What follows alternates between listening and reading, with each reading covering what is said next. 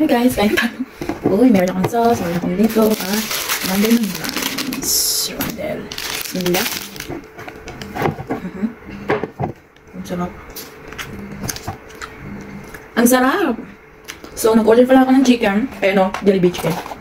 So, may pork chicken na siya. Tapos, dalawang rice. Tapos, may fries siya. Yan. May fries siya. Yan.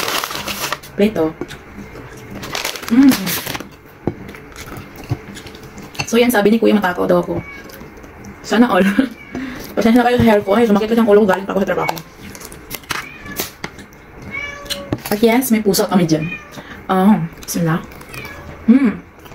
Sarap. So tama po yung sabi niya, matakaw talaga ako.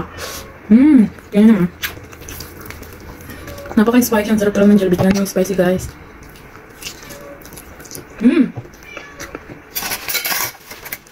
Kung matakaw ka, na pera mo din yung pinagbibili nung kinakain mo, huwag ka mahiya. Go lang ng go. At least hindi mo hiningi, hindi mo inutang yung yung pagkain na kinakain mo, di ba? Eat tayo. Especially sa ating mga OFW, deserve natin kumain. Deserve natin kumain ng bonggang-bongga, di ba? Kasi nga, trabaho, ganyan. Pagod na pagod tayo sa trabaho. Deserve kong kumain, kuya. Lalaki kasi itong nag-comment at matakaw daw ako. Pero hindi naman ako galala. Kasi matakaw naman talaga ako. Diba? So, ang sarap nga ng kinakain ko lang. O, diba? Skin. My favorite skin. Tapos, yung Jollibee ngayon is 7% discount.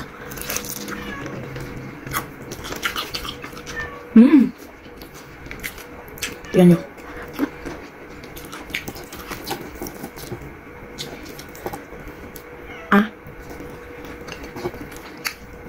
اقتربت صلاة العشاء. Saka minsan lang naman.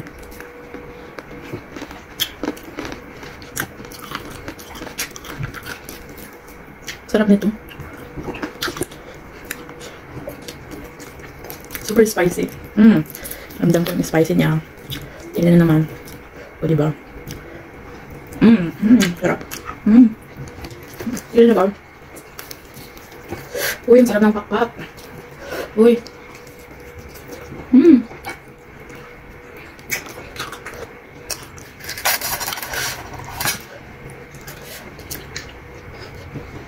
Nahulog yung buto.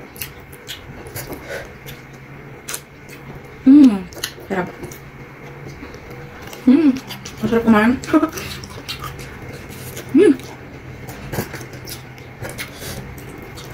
Oh, diba?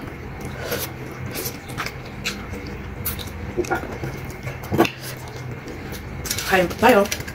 Ngayon lang ako nag-yaya. Naka-ano na ako start.